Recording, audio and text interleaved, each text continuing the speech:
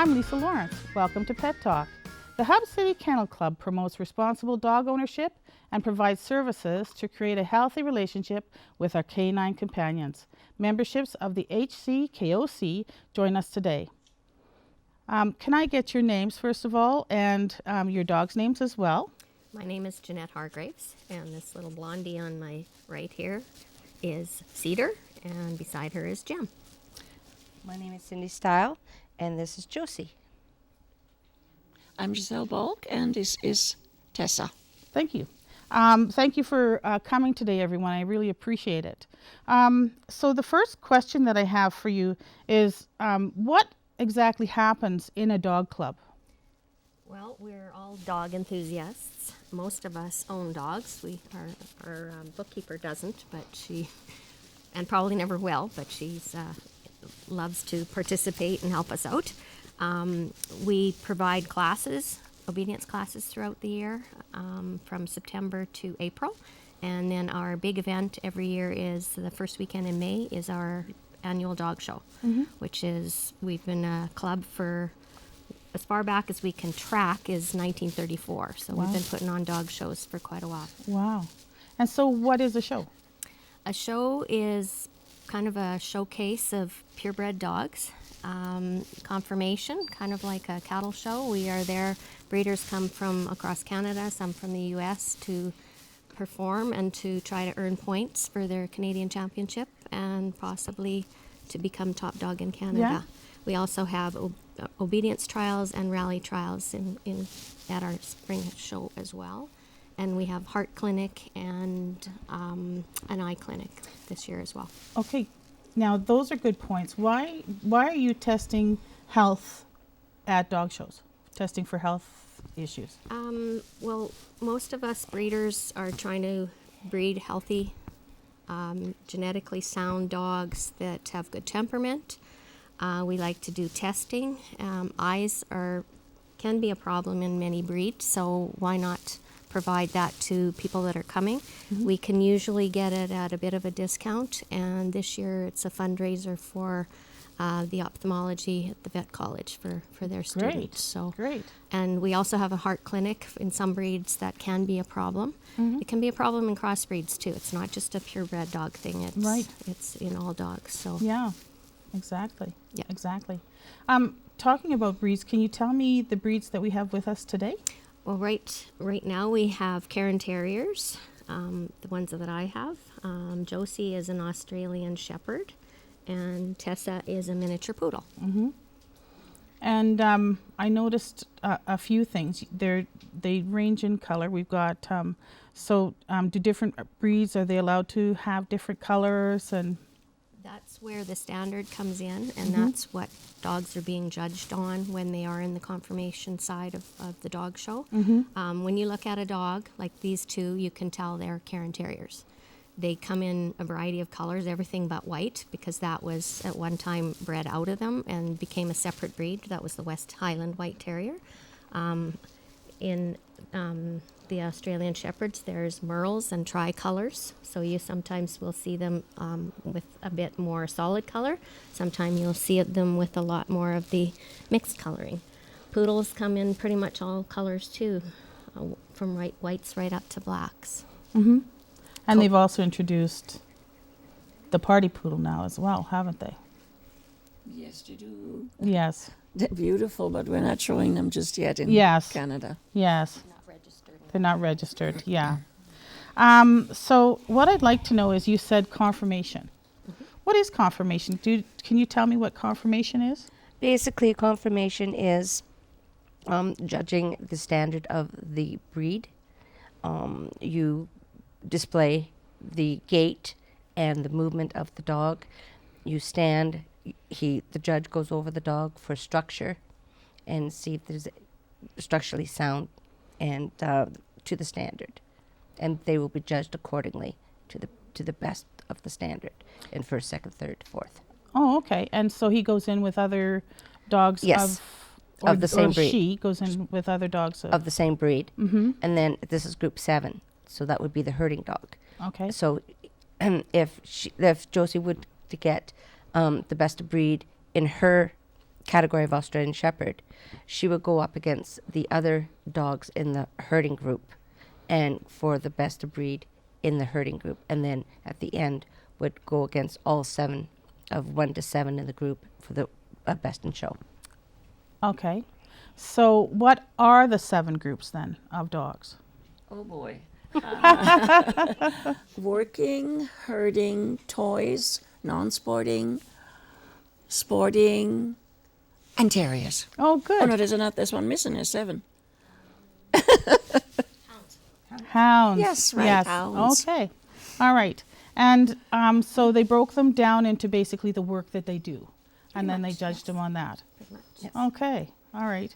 That's very interesting. And so each breed first, then the breed goes into the group trial, and then the group goes into what? Best in show. Best in show. So the top 7 dogs out of the groups compete for best in show. So that's just exciting. Yeah. Yeah. And we usually have about 300 or more dogs at our show on our big day. Wow. Yeah. So- as many as 88, 90 breeds too. So Wow. Yeah. So can people come to the show? definitely we invite the public to come out to see all the different breeds that are out there and talk to the owners or handlers that are showing the dogs and learn. That's the best place to learn. Right. And talk to people and see what they look like and Right. find out the pros and cons because they all have little idiosyncrasies. If you've got a sporting dog, it could be a dog that could potentially be able to work all day.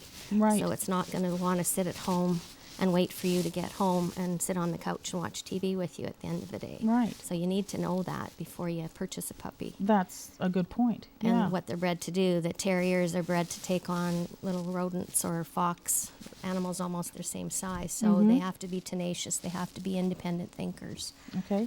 Your herding dogs, same thing. They could work all day in a yard, in a farmyard. So they have lots of energy. So you have to channel that. And so if you come to the show, you can learn about each different breed. breeds. Yeah. And they're represented at the show. Yes. Exactly.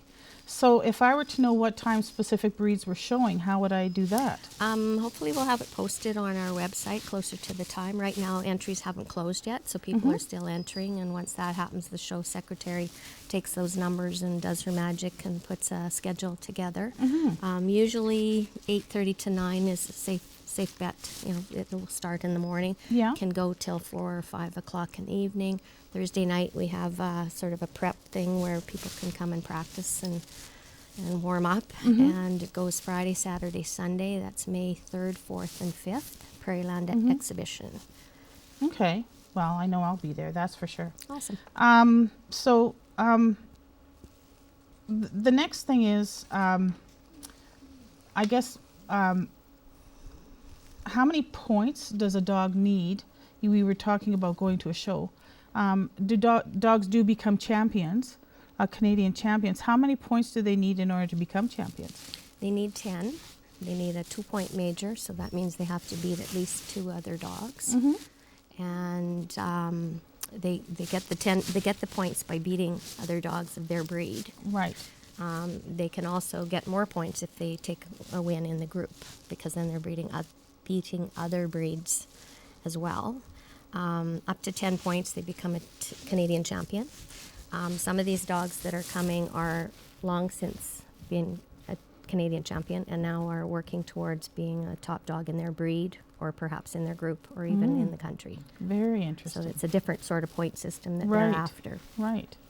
So one of the things that's interesting then is, do you just go to the show and watch, or do you sit along the ringside, or how many rings are there going to be? We usually have 3 confirmation rings and 1 rally ring and 1 obedience ring.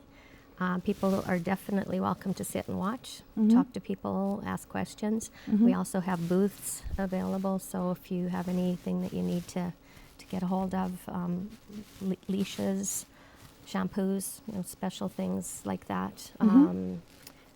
Some novelty things, dogs, socks, T-shirts, that kind Right. of stuff, some glassware, lots of different things. I So- love going there and looking around at that kind of Yeah. thing.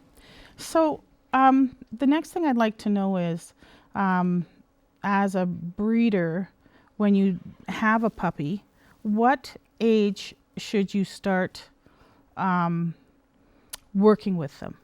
Well, first of all, I hope that you don't get a puppy before 8 weeks of age. Correct, As yeah. a trainer myself, I can definitely see adult dogs that have been let go much too soon. They lack the confidence and they're usually not the best around other dogs. So hopefully you don't get a puppy before 8 weeks of age, sometimes 10, 12 weeks. You can start doing basic things already when you've got them. Teach them to sit for treats, sit for their meals, come when called, have them on leash around the house so that you can, when you're trying to train them to come to you, that you actually have a hold of a leash. So this is the breeder doing all No, of this is once you buy a Oh, puppy. once you hit yeah, them. sorry, Okay. that's what I thought you meant. Once you Okay. get a hold of a puppy. Yeah. Breeders have a lot of work to do, or should be doing a lot of work, and that's the difference between a responsible breeder and a backyard breeder. Responsible breeders put a lot of time and effort into having a litter, planning the litter, and then after the litter arrives, they will have lots of different things that can stimulate the puppies, try them on different agility things like up and over things, just a lot of fun things for a Right. puppy to, Surfaces yeah, different things like that. above their head. Yeah. Yeah. And then they're very picky as to who will get a puppy too. It's not you phone up and I've got cash and I want to buy a dog. That's not how a responsible breeder works. She'll ask you, or he will ask you a lot of questions, probably more than you have, right? So you get prepared, Right. ask a lot of questions, talk to a lot of different breeders yourself. Don't Right. just find one that's convenient. Maybe start far away and ask them a lot of Right. questions so that you know when you get closer to home what sort Phone of phone the CKC or get a Or hold go of the online. CKC, go online yeah, and they have look up different- breeders. Yeah, Yeah. and the standards are all online as well. There's Yeah. and Once they you've list kind of some found your breeders as breed. well. Yep. Mhm. Yep. Mhm. So training for once you get the puppy can start at a young age. How And old? as soon as you get them. I Okay. would be practicing sits. And then how old would you comes. take them to classes? Well, a lot of times it is a good idea to have their vaccinations up to date. Okay. Because they can pick up things, and a lot of the clubs, they have lots of dogs coming and going. So, Right. So they can be bringing germs in. So it's a good idea to wait till they're old enough and have their third and final set booster vaccinations. So about 4 months usually Okay. is a good time to start. But you can definitely go online, learn all kinds of things, do some basic training at home, which is where the majority of your training happens anyways, at home. Okay. So can you stand your dog? Oops. And I just want to say that this is an Australian Shepherd. The color of this dog is Blue Merle. blue merle. You'll notice that this one eye is brown, the other eye is blue, which is actually allowed in this breed. Yes. Anything else you want to tell me about this breed? They're very energetic, outgoing, very sociable. They're great with kids. They love to do agility. They love to be working. I don't have to give her commands. She knows what she has to do. When we take her for herding, I don't say anything. She knows what the sheep's going to do actually before the sheep does. And So that's she- because it's not because of what she does with her body, it's because of what she does with her eyes. Exactly. She's watching intensely what the sheep are doing. And we take her camping, we go everything, and she's very obedient, very loyal. Thank you so much. And we're just going to go to break now, and we'll be back after this.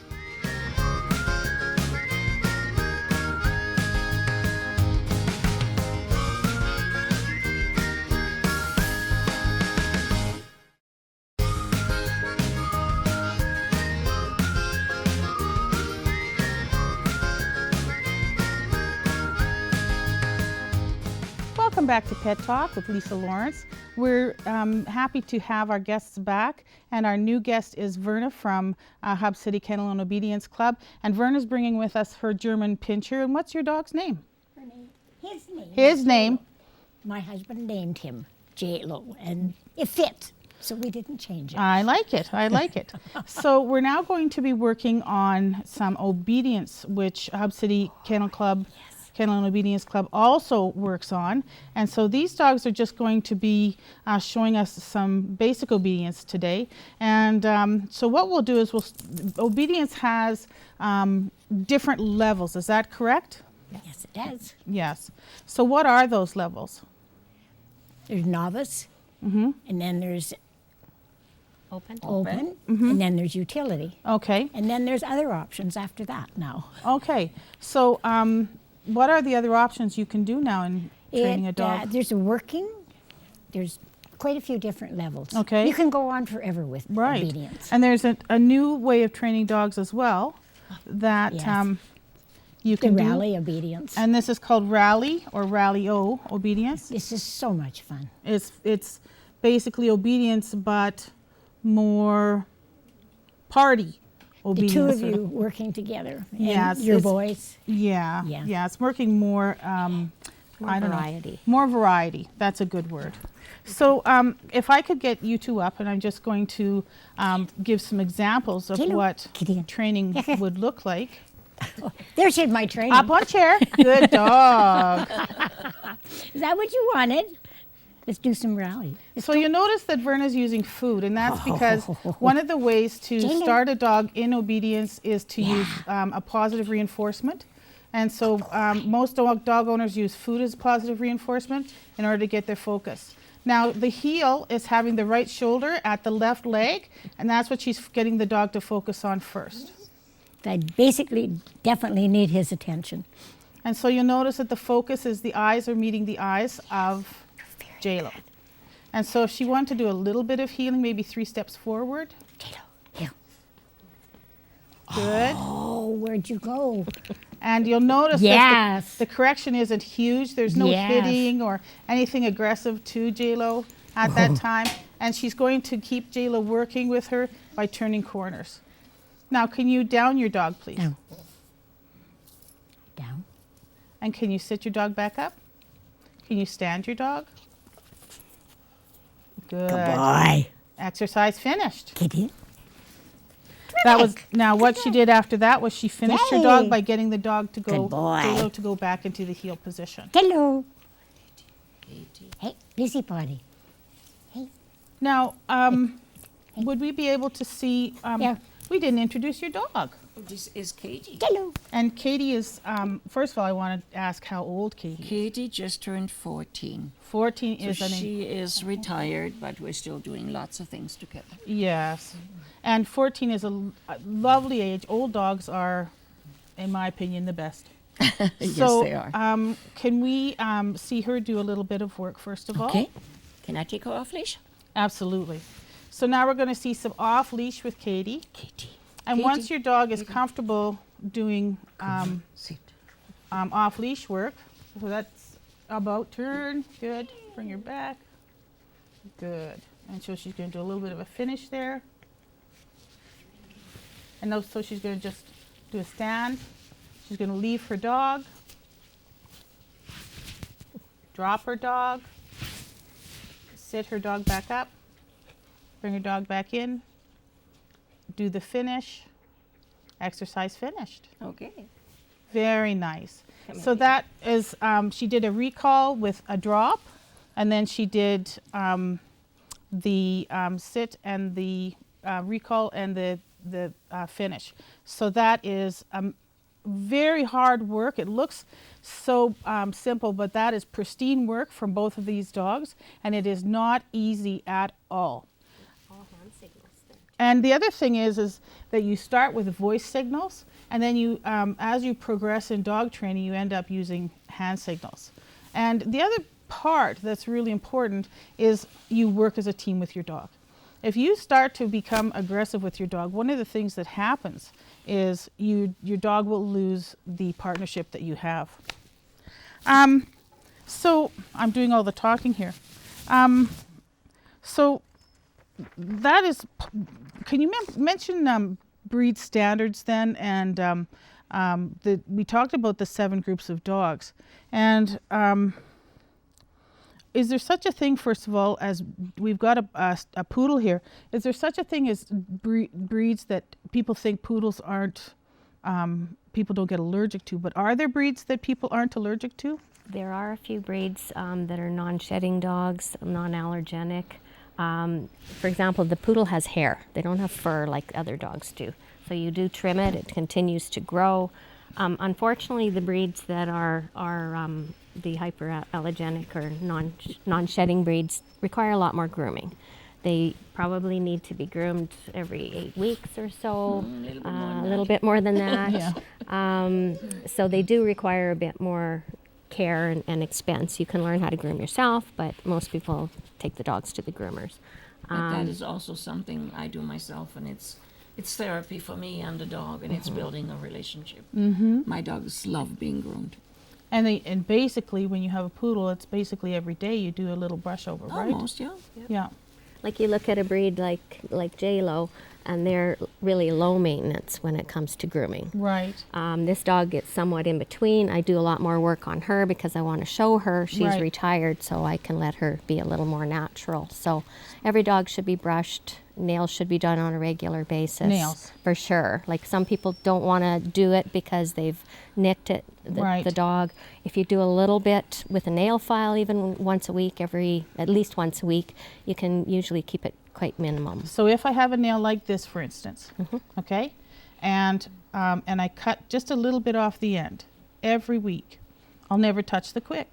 Exactly. But if I wait 5 weeks and then I have to take this much off, that's a bigger risk of cutting the quick. Right. And that's what people are afraid of. Yeah, and the nails do grow differently too. If you don't clip them on a regular basis, they grow longer, so they're harder to know where it is. Especially if you've got a black nail, it's And then harder a to dog's see. feet can splay. Yeah, And that causes problems to their legs as well.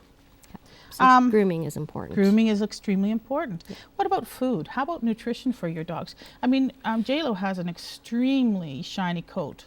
Why is nutrition so important to dogs? I had used the same dog food for many, many, many years, and they must have changed it somewhere along the line. And he couldn't handle the food I was using. You could put your fingers under his ribs. Wow. So I thought, I've got to do something. So I listened to what the university, lie down, what the university had recommended and the rest. And I ended up putting him on the raw diet. To me, I loved the food I had, wasn't working for him.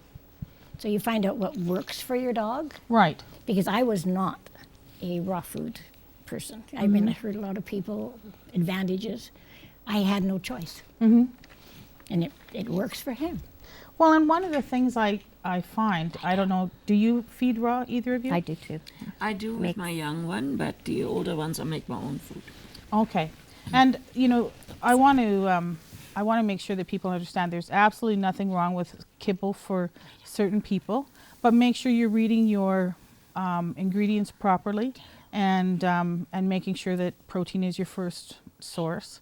And it's usually, you know, it's not, well, I won't go into nutrition, that'll be another show, but really, I use raw as well. So I find that it really is healthy for my dogs as well. Kibble is so much easier. Carry it, put it in your pocket no matter where you go. Right. So it is much easier. And a lot to of handle. people even travel with kibble and then use raw at home. Yeah, yeah, exactly. So how about measuring out food? Do you just leave food on the ground all day, or do you? It would all be I feed my dogs gone. twice a day, and they love to eat, so there's nothing left after a minute. It is important not to free feed dogs because they can become fussy eaters when the food is left out all day. I also like to, because you're touching your dogs all the time, so I like to see where they're at. And so if she's got a little bit extra weight on her today, I'll cut her food back a little bit. So I never wait till they've got several pounds that need to be removed.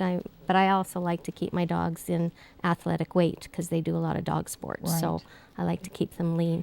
But it's much easier to not allow them to get overweight by keeping track of it on a daily basis and cutting back, because each dog is different. My dogs are pretty much the same size. This one, because she's a bit of a worrier, she needs more food than the old guy that's laying around sleeping most of the day. And this one, because she's busy, same thing. So each dog is a little different. You can watch by feeling your dogs. Yeah. Yeah. So I want to thank every one of you for coming today. You have enlightened us and just helped us so much with dogs. I hope that you can get students for your classes, first of all, from the Hub City Kennel and Obedience Club. I hope that people come out to your show and enjoy it. And thanks for coming on to Pet Talk, and we'll see everyone. Have a wonderful week.